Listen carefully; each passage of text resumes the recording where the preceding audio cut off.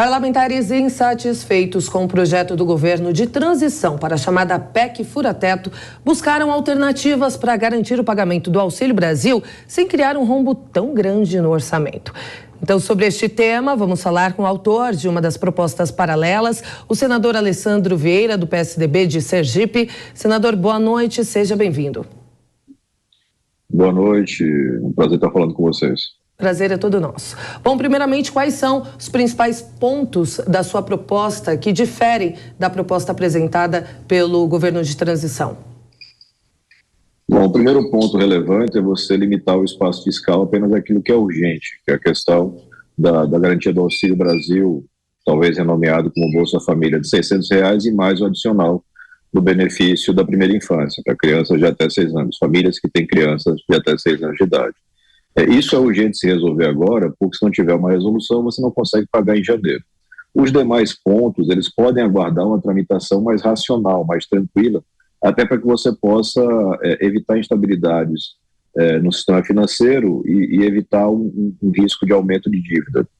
Esse é o ponto essencial. A gente marca um prazo de aproximadamente 6 meses para que o governo federal apresente, já com o seu time montado, com o ministério montado, apresente, negocie uma proposta e aprove a lei complementar um novo regime fiscal sustentável no Brasil. Perfeito. Agora, senador, em relação a essas propostas paralelas e também, eventualmente, as boas ideias que estejam na proposta apresentada por Geraldo Alckmin e seu staff, quais são os caminhos possíveis dos senadores nesse restinho de ano? Como abrigar todas essas informações e construir um novo texto? Porque o governo de transição já divulgou que gostaria, juntamente com o relator do orçamento, votar a proposta ainda essa semana. Há possibilidade disso? O que o senhor imagina? Quais são os caminhos possíveis? Infelizmente, a gente teve, ao longo dos últimos 4 anos, episódios de votação de PEC em 2 turnos em 11 minutos. Então, infelizmente, possível é. O problema é você ter uma votação sem qualidade técnica, sem uma análise bem feita. Você está falando de coisa com impactos de bilhões de reais e que podem afetar a curva da dívida, com impactos na inflação e nos juros. A gente tem que ter responsabilidade com isso. A minha visão, e conversei hoje com o relator do orçamento, o senador Marcelo Castro, é que a gente precisa ser conservador nesse momento, fazer apenas aquilo que é mais urgente e colocar para mais adiante um pouco, com prazo, uma revisão da regra do teto. O teto efetivamente se mostrou inviável nos últimos 4 anos. Ele teve sucessivas necessidades de aprovação de emenda para excepcionalizar. Uma regra que tem que ser excepcionalizada todo ano não está funcionando. Você tem que mudar, é verdade. Mas fazer um trabalho sem o governo assumir, sem a equipe técnica montada, num curtíssimo espaço de tempo, com um Congresso que está acabando o seu trabalho, não me parece ser o razoável. Eu acho que a gente tem todas as condições de fazer isso mais adiante. Eu entendo a ansiedade da equipe que está chegando, do time da transição, mas a gente tem que ter responsabilidade de fazer as coisas com calma. Senador, participam da nossa entrevista os nossos comentaristas também. Sua pergunta, Alfredo Scaff. Boa noite, senador. A minha pergunta é o seguinte: como é que os congressistas estão enxergando essa afobação de querer aprovar alguma coisa para os próximos 4 anos? Isso não engessa o parlamento? Não é um desrespeito com os senadores que estão aí, os 54 que ficaram e, obviamente, os 27 eleitos? Isso também na Câmara dos Deputados? Eu acabei de falar há alguns minutos atrás que essa PEC, obviamente, só poderia abranger a questão emergencial. O senhor acabou de repetir isso, a questão do Auxílio Brasil, que realmente é uma pauta que não pode ficar sem ser paga. Agora, toda e qualquer outra discussão, o senhor não acha que é o parlamento de 2023 que tem que discutir isso com o governo? Na verdade, o parlamento de 23 e o governo de 23. A gente ainda tem um governo em exercício. Nós não temos uma equipe econômica formada para o novo governo. É muito complicado você traçar regras sofisticadas dessa forma atropelada. Eu entendo a ansiedade em dar conta das promessas de campanha, em criar um cenário para uma gestão mais tranquila, mas não dá para acelerar demais sob pena de você ter grandes prejuízos. Então, a minha defesa continua sendo na linha de aprovar agora apenas aquilo que é estritamente necessário e apenas para o ano de 2023, e que a gente tenha, sim, um prazo curto, mas consistente, de discussão técnica sobre uma nova regra fiscal e sobre metas para que o governo possa executar sem colocar em risco a trajetória da dívida e as contas públicas.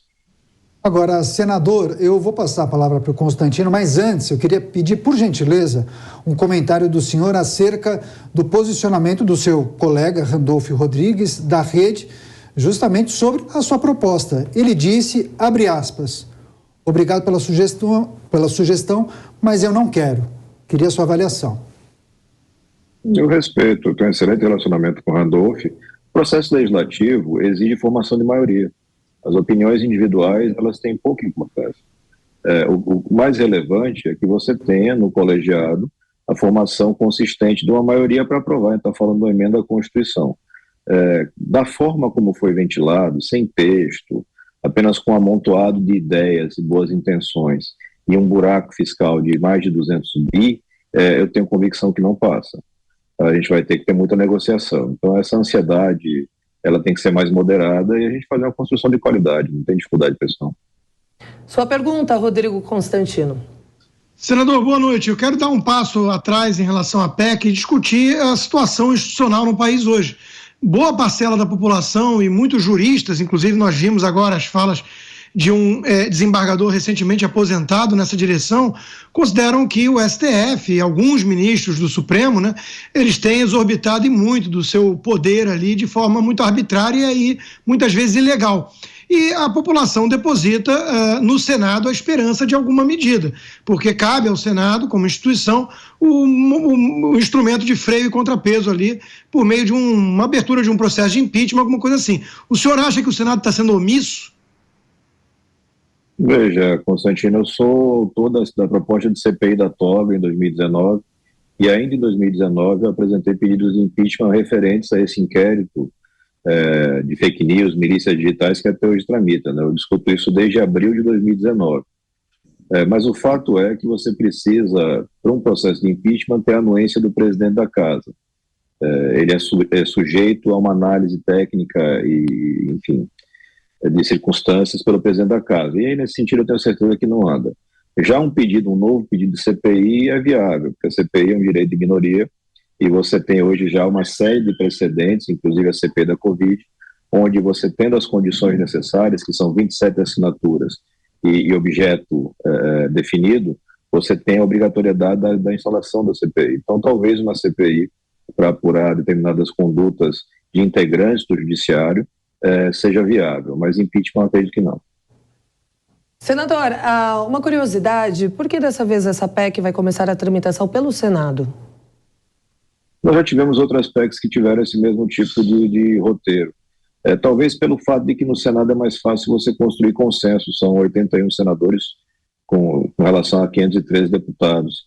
E você tem mais gente com vivência e, enfim, mais trato com a questão econômica. Acho que é uma escolha natural. O mais importante, na minha visão, é que você tenha qualidade no debate. A gente não pode colocar essa euforia de eleição acima do interesse do Brasil. A gente tem que ter muito cuidado com as coisas. Agora, em relação ao processo de transição, como o senhor tem avaliado a formatação dessa equipe? Muitas pessoas, é um grupo que supera um número de 300 até agora. O senhor entende que são pessoas que podem colaborar com esse processo? Queria uma rápida avaliação do senhor em relação a essa equipe de transição. Tem muita gente boa na equipe de transição e isso é totalmente de escolha do presidente eleito, Lula. Não vejo problema. Cada um escolhe sua forma de montar. Eu particularmente não gosto de equipes muito grandes, mas é uma escolha deles e não vejo nenhum tipo de problema nisso. O mais importante é você criar mais e mais ferramentas de transparência e de transição democrática bem feita, porque o interesse é dos brasileiros. E você vê hoje que, infelizmente, a gente tem um distanciamento entre os dois grupos políticos por conta da polarização e a transição não transcorre com aquela velocidade que nós gostaríamos. Mas não vejo problema no tamanho da equipe, não. É uma escolha do gestor. Senador Alessandro Vieira, muito obrigada pela entrevista. Boa noite para o senhor. Boa noite, um abraço para todos.